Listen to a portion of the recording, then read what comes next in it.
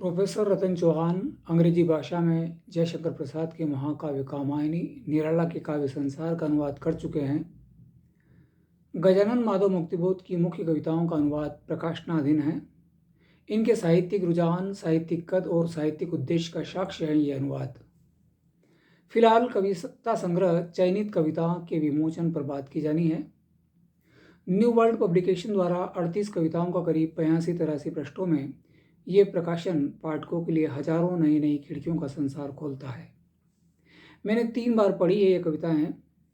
मुख्य स्वर है श्रमशीलों का स्वर्ग, साथ साथ है प्रकृति का गतिशील सौंदर्य अवलोकन, व्यवस्था के स्वार्थी षड्यंत्रों का पर्दाफाश, मनुष्यता की जीवंत उपस्थिति, मानव भूमि का निदर्शन। आत्मकथात्मक शैली में कुछ कविताएं त्योहार, परिवार, मित्र, इश्क, अदब, अदीब, युद्ध और सुर असुरों के शाश्वत संघर्ष, सबका निदर्शन बिकाऊ बाजार के बीच श्रमशील, ईमानदार, बिंदास आम आदमी और गरीब आदमी का दर्द का दस्तावेज है ये कविताएं। सहज सरल सी कविताएं, वैसी ही सहज भाषा, जैसे प्रेमचंद को पढ़ रहे हैं, जैसे रेणु को पढ़ रहे हैं। निराला, प्रेमचंद, मुक्तिबोध ने जिस तरह से अपनी कलम मानवता, मजदूरों, किसानों के लिए अस्त्र शस्त्र की तरह चलाई, व्यवस्था व सत्ता के लिए कवि चारण वृत्ति नहीं की, सत्य का समर्थन किया, इन कविताओं में यही एहसास होता है। इस कवि को परिश्रम करते व्यक्ति में कवि का दर्शन होता है। कवि शब्दों से कविता करता है, मजदूर अपने श्रम सीकरों से रचना करता है। लफाजी नहीं, सीधी, सहज, ईमानदार श्रम रचना, खून पसीने से रची। अधिनायकी की व्यवस्था, सत्ता के प्रतिरोध में शब्द और मोहब्बत के उसूल सदा जीतते आए हैं। आज़ाद होते हैं शब्द, मोहब्बत जिंदाबाद। हाकिम हुक्कामों की संवेदनहीन व्यवस्था किस तरह दमन उत्पीड़न करना अपना हक समझती है, आवाज़ कविता में व्यक्त है। लेकिन आज़ाद हवा को कौन बांध सका है। चिड़ियाएं कविता में झूठ और बनावट के विरुद्ध सहज कला और प्रकृति की आज़ाद आवाज़ का उठना दर्शाया गया है। वसंत वन के वादक मोहक पवित्र वातावरण में अहंकारी मतवाले हाथियों की नृशंसता का खतरा व्यक्त है। सखी कहीं टूट नहीं जाए ये माला। हरकारे कविता में तोतों का खूबसूरत वर्णन है। पारिजात के फूलों की सुषमा तारे जड़ देता है कोई कविता में व्यक्त है। साथ ही इस सुषमा के लिए खतरा भी। आज कविता में आदिवासी सौंदर्य का एक जीवंत तस्वीर है, जो किस सहजता से मकई की रोटी को आकार देती है। अद्भुत सौंदर्य का लोक प्रकट होता है। उजड़ जाने का दुख कविता बताती है व्यवस्था की क्रूर बुलडोजर नीति की खोखली वीरता और गरीब आवाम की बेबसी।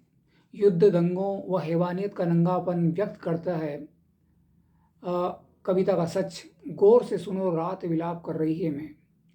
फिलिस्तीन इजराइल युद्ध के दौरान क्रूरता व कोमलता का चित्र खींचती है कविता। जेठ की दोपहरिया तप रही है।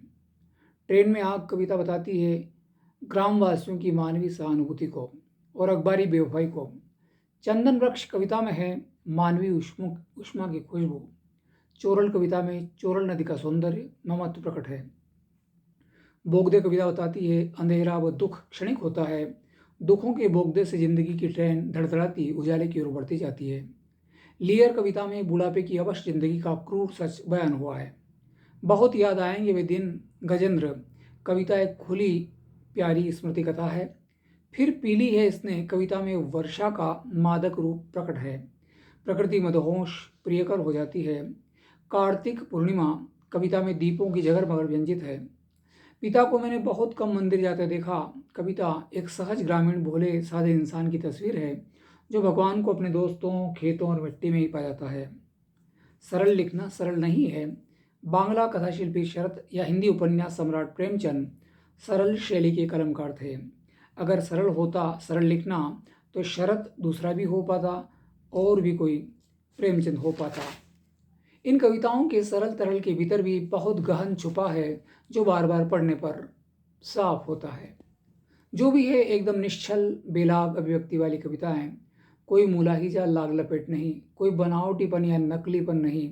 जो भीतर है वही ईमानदार, सत्य व सौंदर्य व शिव इनमें अभिव्यंजित हुआ है। इश्क सरहदों को नहीं मानता कविता का सनातन सत्य है। अदीब से उसके अपने ही दीवान खाने में मुलाकात कविता में अंधेरे से लड़ने की संकल्प गाथा है। जीवन का रहस्य कविता बताती है, जब तक जिए हारे नहीं।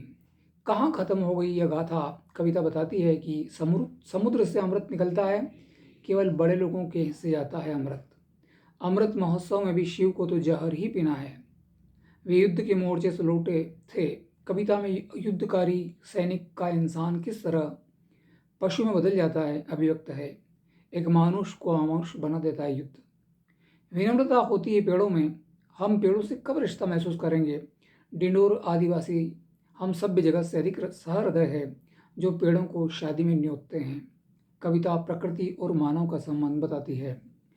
अच्छा ही हुआ कविता में कवि अपनी स्वतंत्रता की रक्षा के लिए एकांत में एकाकी रहना चाहता है, समाज के झूठे पाखंडी व्यवहार से परे। फौजी अनुशासन में जी नहीं सकती कविताएं। कविता बताती है कि कला व कवि कर्म शांति काल की देन है। कविता सत्ता के प्रतिपक्ष में रहा करती है। कविता को आज़ादी चाहिए। हीर कविता हमारे जीवन में खो गए शुभ और सत्व को प्रकट करती है। अबुनो लागेरे लाकड़ा लिदा कविता में डालियाँ पत्तियाँ कटे पेड़ की दिशा पर लिखी गई है। बाजार पोस्ट फेसबुक कविता व्यंग और विषाद की कविता है। वर्तमान दशा पर मेहनत कश दुखी है और हरामखोर सुखी। 58-59 साल पहले कविता एक और स्मृति कविता है, जो जीवन चित्र खींचती है मित्र के साथ पहाड़ यात्रा। अंतिम चयनित कविता है चौराहे का घड़ीसाज, जो सबके वक्त ठीक करता था, अब सिर्फ स्मृति में है। एक कवि घड़ीसाज होता है, साधारण आदमी में असाधारण फरिश्ता। प्रोफेसर रतन चौहान की कविता पुस्तक को पढ़कर एक पाठकीय प्रतिक्रिया मैंने दी है। समीक्षा तो है नहीं, जो है पुस्तक का उत्तर प्रभाव मैंने व्यक्त किया। धन्यवाद।